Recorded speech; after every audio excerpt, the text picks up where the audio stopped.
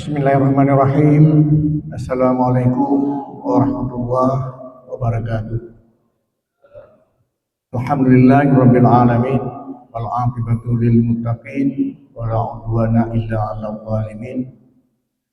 Raditu billahi rabba wa bil islami dina wa bi Muhammadin nabiyya wa rasulah.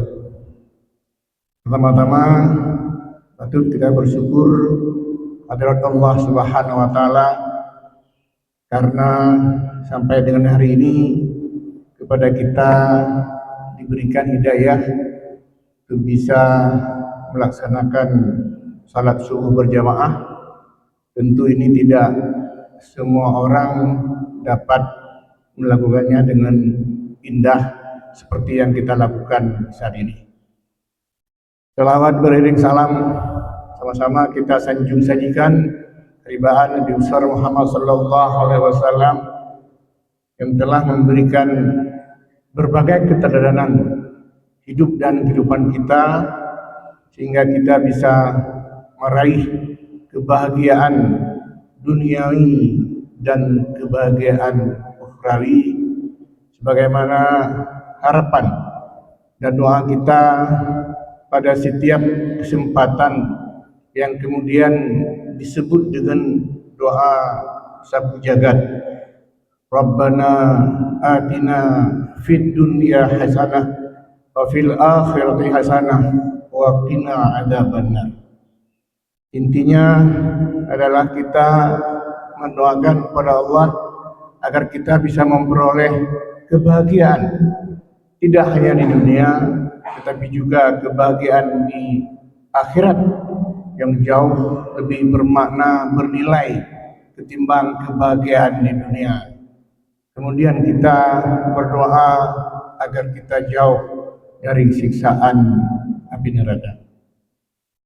Hadirin berbahagia, izinkan kami menyampaikan salam hormat pada segenap jajaran pimpinan masjid pemukiman Lumbata ini yang sangat indah. Semoga apa yang sudah Bapak Ibu sumbangkan, Bapak Ibu urus dengan baik menjadi amal jariah yang kemudian amal jariah itu pula lah yang merupakan amalan yang terus mengalir.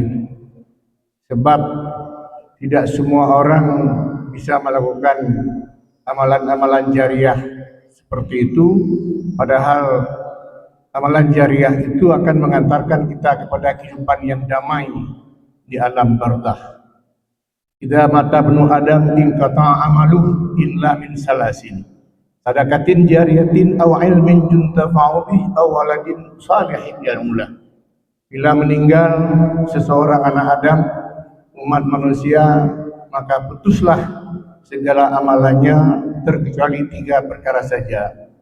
Sadaqatin jariyatin, sedekah jariah, au ilmin yuntafa'u bih, ilmu yang bermanfaat bagi orang lain, dan awaladin salihin yad'ulah, adalah anak yang saleh, kawan-kawan yang saleh, karib-karib yang saleh mendoakan kita sehingga kita dalam barzakh hidup damai dan tenang sebagaimana kita rasakan juga manakala kita meraih kebahagiaan itu. Hari berbahagia, sesuai dengan harapan dari pengurus S3, sesungguhnya saya dimintakan untuk hadir bersama anak Abdul Khalilullah. Kebetulan beliau sedang berada di Palembang mengikuti kegiatan pemerintahan, maka beliau titip salam kepada para jamaah pimpinan Masjid Jami' Lumbata ini karena tidak sempat berhadir pada kesempatan yang berbahagia ini. Hadirin yang Allah muliakan, bahwa kehidupan itu perlu kita arahkan dalam sebuah tujuan sehingga tidak hanya hidup sekedar hidup itu. Hidup itu punya makna. Makna itu mesti kita jabarkan dalam berbagai dimensi kehidupan kita. Sesungguhnya bahwa arah dari kehidupan kita sudah jelas dan malah diajarkan juga kepada Rasulullah. Mungkin masih ingat, kemudian kita jabarkan, dimasukkan dalam setiap doa pengantar, doa iftitah. Kul inna salati wa nusuki wa mahyaya wa mamati lillahi rabbil alamin. Jadi kalau sudah kita bacakan lillahi rabbil alamin, apapun perjuangan kita, langkah yang kita ayun, niatkan karena Allah, sehingga hakikat kehidupan kita itu berbarengan dengan semangat pengabdian kita. Setiap langkah yang kita ayun sesungguhnya adalah ibadah. Malah kata-kata yang kita pakai itu, kelembutan yang kita pakai itu adalah sedekah. Karenanya berkatalah, berkomunikasilah dengan bahasa yang santun, karena itu juga merupakan sedekah. Al kalimatul lainatus sedekah. Kata-kata yang lemah lembut itu aja sedekah. Karena sedekah sebagaimana kita sampaikan tadi merupakan amal jariah. Berapa banyak mayit-mayit itu yang menyesal tatkala kematian sudah menghinggapinya, sehingga minta waktu sejenak untuk balik ke dunia agar dapat dia bersedekah. Penyesalan sering datangnya terlambat. Karenanya mumpung Allah masih memberi kesempatan, berbuatlah yang terbaik, sehingga apa yang kita sudah sebutkan tadi dalam doa iftitah kita, ikrar kehidupan kita, lakukan. Inna salati, sesungguhnya salatku, wa nusuki wa mahyaya wa mamati lillahi rabbil alamin. Wa nusuki itu salah satunya, banyak mufassir memberikan arti adalah perjuangan untuk berkorban. Jadi salah satu surah yang sering sangat kita bacakan, pendek tapi penuh makna, adalah Al-Kautsar. Itu sangat sering. Inna a'tayna kal kautsar fasalli li rabbika wanhar. Sesungguhnya bahwa dua ayat dari Al-Kautsar ini pendek, mengandung makna luar biasa. Inna a'tayna kal kautsar. Sebenarnya kita harus tahu persis, banyak sudah Allah sudah berikan nikmat kepada kita. Nikmat rahmat itu tidak bisa kita ukur dengan indikator ekonomi. Kita bisa bayangkan, kita masih bisa berjalan, banyak teman kita tidak. Kita masih bisa melihat banyak orang yang tidak. Kita masih bisa banyak mendengar, orang lain juga belum tentu semua bisa mendengar. Kita ke masjid, tidak semua orang bisa melangkah kakinya ke masjid. Itu adalah bentuk rahmat yang Allah sudah berikan. Konon lagi harta. Memang kadang-kadang diri berbahagia tatkala harta Allah persinggakan kepada kita pelit. Ke depan ini adalah bulan-bulan kurban. Mari kita maksimumkan bulan kurban. Karena perintah kurban itu berbarengan dengan salat. Inna a'tayna kal kautsar fasalli li rabbika wanhar. Setelah kita diperintahkan bersalat, berkurbanlah. Dia enggak tanggung-tanggung tatkala kedudukan kata berkurban digandeng dengan kata salat. Begitu pentingnya kurban. Makanya kegiatan kurban itu dilakukan oleh Rasulullah, walaupun hidupnya sederhana, tidak pernah berhenti. Memang kadang-kadang, mohon maaf, kita mencari dalih tatkala uang masuk seakan-akan uang kita. Kita olah sendiri karena profesornya, karena berjenis cantiknya, karena barang langkanya. Lupa bahwa semua yang kita terima itu adalah pemberian Allah.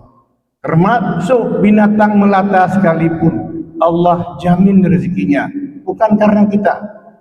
Wa ma min dabbatin fil ardi illa 'ala Allahi rizquha wa ya'lamu mustaqarraha wa mustaudaha kullun fi kitabim mubin.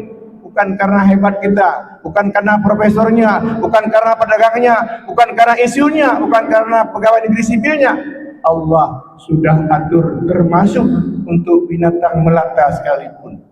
Karenanya kita tidak boleh berbusung dada.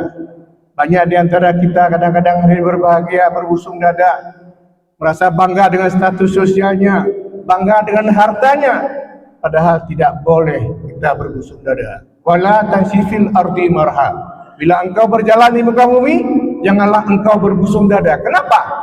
Kita tidak bisa menjamin apakah masih eksis enggak kita di esok hari. Ini boleh ceramah, ini boleh salat, ini boleh ketawa, boleh berair mata. Siapa menjamin bahwa kita akan hidup satu langkah ke depan? Tidak. Hadirin berbahagia. Karenanya perintah setelah kita lakukan salat, berkurbanlah. Inilah kesempatan agar kita sebagian harta yang kita miliki berilah, berkurbanlah. Tidak boleh kita tangguhkan manakala kita punya kesempatan untuk berkurban. Tidak berkemampuan satu seorang yang besar, ambil sepertujuh. Tidak mampu untuk berkorban hewan besar, silakan memilih hewan kecil. Sebab eksistensi kurban, hadirin berbahagia, sangat besar. Kita bisa bayangkan tatkala Nabi Ibrahim diperintahkan untuk menyembelih anaknya Ismail. Artinya tidak tanggung-tanggung pergantian kurban itu, bahwa dari penyembelihan manusia Nabi Ismail diganti dengan hewan kurban. Kenapa kita masih tinggal diam? Padahal Allah sudah menggantikan posisi yang harusnya kita terkorbankan, tetapi diganti dengan makhluk-makhluk kurban itu. Itu eksistensinya. Artinya bahwa secara sejarah historical teruji bahwa keimanan Nabi Ibrahim diuji dengan kurbannya. Hari ini juga harus seperti itu. Kita bilang tidak mampu 1/7, tidak mampu di hewan besar, hewan yang kecil, tidak mampu di lembu, silakan pilih kibas, silakan pilih kambing, mumpung kesempatan. Tidak ada dalih. Konon lagi kalau kita berniat, niatkan. Sebab kalau sudah niat jadi. Innama a'malu binniat. Apapun yang kita kerjakan ke depan, jangan lupakan dengan niat. Sebab sesuatu yang kita niat sudah, walaupun belum terjadi, terrealisasi, Allah sudah catat kalau itu pekerjaan baik. Belum kerja, niat kurban, sudah dicatat pahala kurbannya. Tatkala kita ingin berbuat jahat, belum dicatat. Dicatat amalan jahat manakala kita berbuat jahat itu. Inilah kelebihan tatkala kita melakukan pekerjaan-pekerjaan ibadah. Diperintah untuk berkurban itu, hadirin berbahagia, tidak semena-mena. Ada sejarah latar belakang panjang mengapa manusia diuji dengan kurban seperti itu. Secara ekonomi, mungkin kita juga bisa lihat tahun 2023 dalam catatan kementerian dicatat bahwa tidak kurang nilai kurban masyarakat Indonesia itu 30 triliun dengan melibatkan 2,1 juta pekurban. Kita bisa bayangkan bahwa saat kurban kita lakukan ada pemaksaan sosial antara orang-orang yang ada dengan orang-orang yang kurang berada, antara the have dengan the have not, antara agnia dengan orang yang butuh. Itu diajarkan dalam semangat berkurban. Karena tidak gampang berbahagia, kita bisa membagikan sebagian harta kita. Ada kepelitan sosial terstruktur manakala harta kita berpindah. Kadang-kadang kita menjadi penonton sebuah kezaliman karena harta itu. Padahal ujiannya enggak tanggung, iman. Semisal, janganlah engkau merasa beriman manakala engkau tidur dalam keadaan kenyang, sementara jiranmu, tetanggamu, sahabatmu tidur dalam keadaan lapar. Ancamannya iman, hadirin berbahagia. Makanya dalam konteks ekonomi, pelaksanaan ibadah kurban itu banyak sekali dimensi manfaatnya. Semisal saja yang ringan, tatkala kita kurban, kita lakukan, maka ada bagi-baginya. Ada bagi-baginya. Bagaimana kita bagi? Bagian yang pertama boleh untuk diri pekurban sepertiga. Boleh sendiri. Kemudian sepertiga yang lain untuk para sahabatnya, rekan kerjanya, mitranya, boleh. Silakan ambil sepertiga. Sepertiga yang lain adalah untuk mereka yang fakir miskin. Jadi kalau angka sepertiga kita jabarkan ke dalam kegiatan ekonomi, mungkin perbedaan pendapat, gap antara kaya miskin tidak seperti sekarang. Namun yang kita rasakan, yang kaya semakin kaya, yang miskin semakin miskin. Mitra orang-orang kaya adalah yang kaya-kaya. Miskin sesama miskin itu nggak boleh harusnya. Karena pada setiap harta orang kaya, pada setiap hartamu, itu ada harta orang lain. Berbagilah. Walaupun berat, berbahagia untuk kita berbagi. Makanya ekonomi itu juga mengatur bagaimana membagi sebagian pendapatan yang ada kepada orang-orang lain. Kalau ada niat, kalau ada pelit mata, maka berdoalah, ya Allah, hilangkan kepelitan yang ada pada diriku. Biar pelit mata. Apalagi pelit hati, berdoalah agar kita bisa senantiasa berbuat yang terbaik untuk peningkatan kualitas. Tidak hanya untuk keluarga, tetapi juga untuk masyarakat secara umum. Bukankah Islam mengajarkan sebaik-baik dirimu adalah manfaatnya diukur dari orang lain? Dia fa'unas itu harus dilihat seperti apa? Bukan pada diri pribadi masing-masing, tapi pada kebermaknaan, meaningfulnya buat umat-umat yang lain. Tatkala kita tidak ada manfaat buat orang lain, maka kita perlu bertanya, adakah saya manfaat sebagai makhluk yang kita anggap paripurna? Karenanya di berbahagia, kita sempurnakan kita punya kewajiban, karena kewajiban yang kita distribusikan jauh lebih indah. Negara-negara kapitalis justru mengajarkan bagaimana mereka bersaing sesama. Islam mengajarkan nilai toleransi yang luar biasa. Ukhuwah Islamiyah mengikat semua orang, sehingga kita dipertanyakan tentang keimanan kita, tentang ketulusan kita terhadap apa yang kita lakukan. Namun hari berbahagia, apapun yang kita kerjakan tentu diperlukan dengan sebuah ketulusan. Tulus juga harus belajar, tidak bisa sembarang. Kenapa? Karena yang kita kerjakan tidak tulus, ke masjid karena ditodong pakai senjata, marah sama istri atau suami marah sama istrinya, itu makna ketulusan masih perlu kita pertanyakan. Tapi manakala sudah merupakan panggilan, apalagi panggilan azan, panggilan Allah, itu kadang-kadang kita terabaikan. Inilah yang perlu ketulusan. Wa ma umiru illa liya'budullaha mukhlishina lahuddin. Diperlukan ketulusan.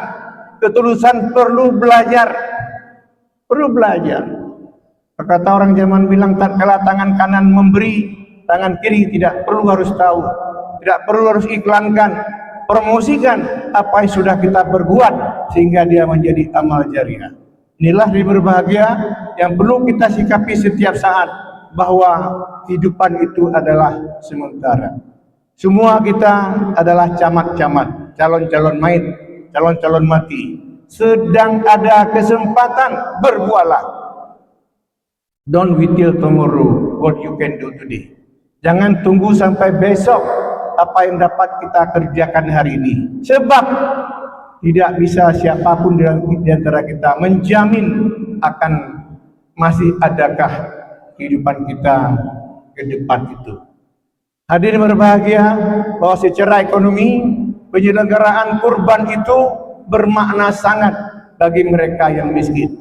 Pernahkah kita bayangkan bahwa orang-orang miskin itu berdoa, ya Allah, dekatkanlah lagi dengan bulan haji. Kenapa? Karena bulan haji bulan distribusi dari daging-daging kurban. Daging kurban. Konsumsi daging, kalau orang-orang kaya mungkin kita setiap bulan makan daging. Makan daging.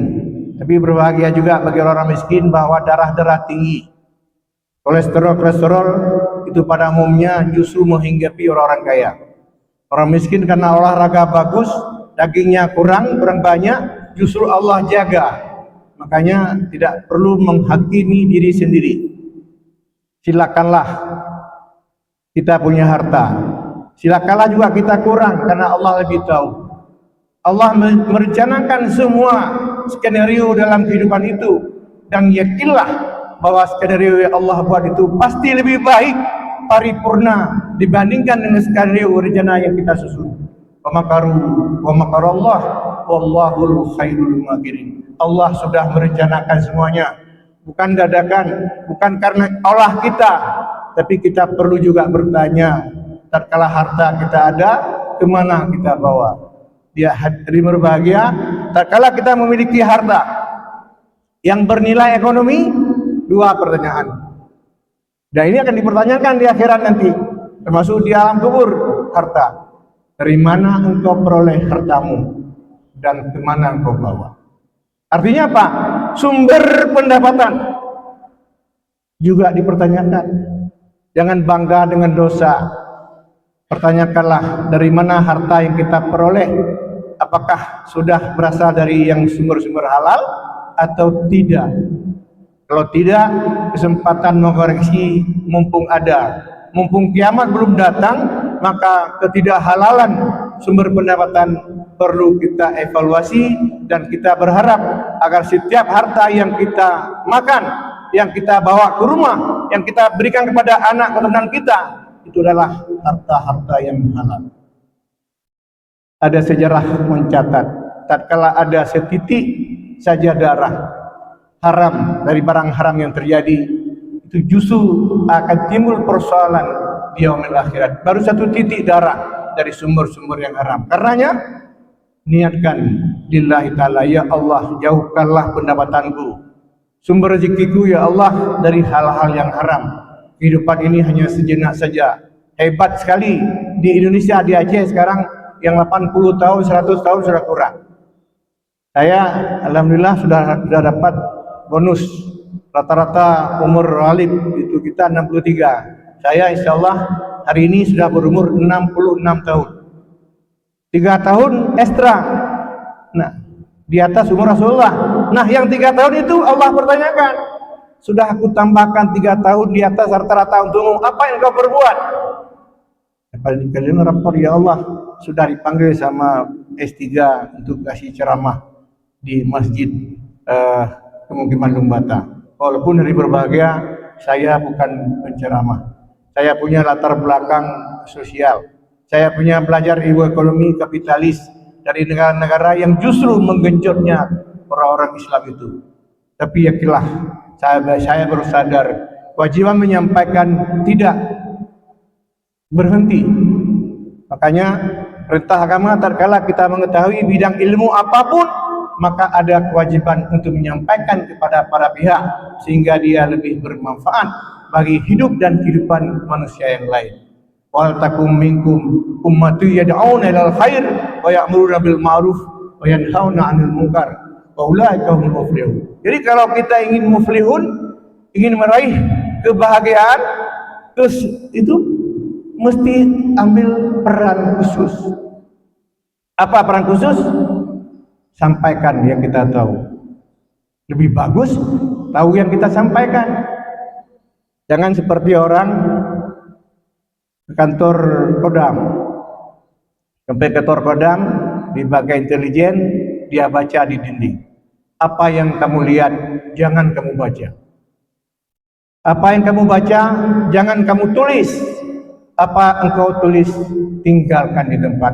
Islam tidak mengajarkan nilai-nilai kekhususan seperti itu. Justru tatkala ada kepintaran, ada kelebihan dalam berbagai dimensi, maka sampaikanlah kepada yang lain. Tidak usah takut akan berkurang rezeki, tidak usah takut akan kurang populer karena berbagi. Dalam rumusan matematika, berbagi itu berkurang. Dalam dimensi indikator ekonomi Islam, berbagi itu bertambah. Kita boleh baca sejarah, berapa banyak dermawan-dermawan itu yang tidak pernah berkurang kekayaannya. Jadi berbagi itu ternyata bertambah. Itu Allah jamin. Kenapa juga ada yang kita takut? Karena kadar keimanan kita takut memberi. Islam mengajarkan lagi lebih dari sekedar menerima. Tangan di atas yang memberi jauh lebih indah dari tangan di bawah yang menerima. Ini bukan ngomong kita, bukan ngomong saya sebagai dosen, tapi itu perintah agama. Artinya apa? Pemberi itu dinilai lebih dari penerima. Belajarlah untuk memberi, karena yang kita beri itu tidak pernah luput dari catatan-catatan Allah Subhanahu wa Ta'ala. Kesempatan untuk berbuat, memberi sesuatu itu juga terbatas karena kehidupan kita yang terbatas itu. Tidak usah takut kekurangan harta. Tidak usah takut karena nggak ada harta. Tadi sudah kita sampaikan. Nah, sempat beri harta, berilah ucapan yang indah, yang menyenangkan hati orang lain. Tak boleh seperti itu. Indah, seindah warna asli. Karena yakinlah bahwa setiap kata yang kita lepaskan, yang kita keluarkan dari mulut kita, itu akan Allah minta pertanggungjawaban. Karenanya beristighfarlah kita setiap saat, karena berbagai kemungkinan kita terlibat dalam berbagai dosa, baik itu dosa besar maupun dosa itu kecil tanpa kita sadari. Dosa-dosa kecil pun kalau sering kita perbuat, kita akumulasi, akan menjadi dosa-dosa yang lumayan besar. Karenanya mintalah setiap saat, karena kita punya limitasi, kita punya keterbatasan dan tidak menentukan apapun. Kadang kita susah, kadang kita sombong dalam berjalan. Tidak berdoa juga sombong. Apa salah kalau kita keluar rumah, kita baca sedikit doa? Enggak salah. Bismillahirrahmanirrahim. La haula wa la quwata illa billah. Itu juga perlu mengiringi setiap langkah yang kita ayun sehingga menjadi ibadah. Tatkala perjalanan ke masjid, entah apa kendalanya, mati dalam perjalanan adalah perjalanan dalam ibadah. Itu kita akan dapatkan pahala syahid. Gampang sesungguhnya. Cuma kadang-kadang kita lupa berniat. Kadang-kadang kita lupa meniatkan secara ikhlas. Kadang kita sulit untuk meyakinkan proses batiniah. Iman adalah itu. Salah satu penyebab mengapa orang berbahagia adalah karena iman. Berapa banyak orang-orang kaya di Banda Aceh misalnya tidak bisa tidur malam. AC-nya 3, rumahnya besar, indah. Sementara lihat petani di kampung-kampung itu, di sawah, di pematang sawah, tidur di pematang sawah hanya 60 cm, ngorok lagi. Tidak semua orang bisa menjamin kebahagiaan. Kebahagiaan bukan pada hartanya, tapi pada proses kemampuan kita bersyukur. Inilah yang kita sampaikan tadi, bahwa kita harus pasrah, sepasrah-pasrahnya. Inna salati, sesungguhnya salatku, wa nusuki, kurbanku, wa mamati, hidup dan matiku, lillahi rabbil alamin. Bukan untuk suami, bukan untuk istri, bukan untuk anak, bukan untuk pejabat, tapi lillahi ta'ala. Tatkala kegiatan kita berhimpitan dengan manusia, silakan kerja untuk manusia, niatkan karena Allah Subhanahu wa Ta'ala. Mungkin inilah yang dapat kami sampaikan pada kesempatan ini. Ada kesempatan lain yang kita bisa berdiskusi. Saya bukan ustadz, belum disebut ustadz, tapi belajar. Berdiri di hadapan Bapak Ibu sekalian ini juga gemetar ini. ketakutan yang berlebih. Cuman karena ada perintah menyampaikan walau hanya sepotong ayat, balighu anni walau ayat, saya manfaatkan kesempatan ini. Lebih dan kurang lebih mohon maaf. Dan Allah iyyakum ajmain. Assalamualaikum warahmatullahi wabarakatuh.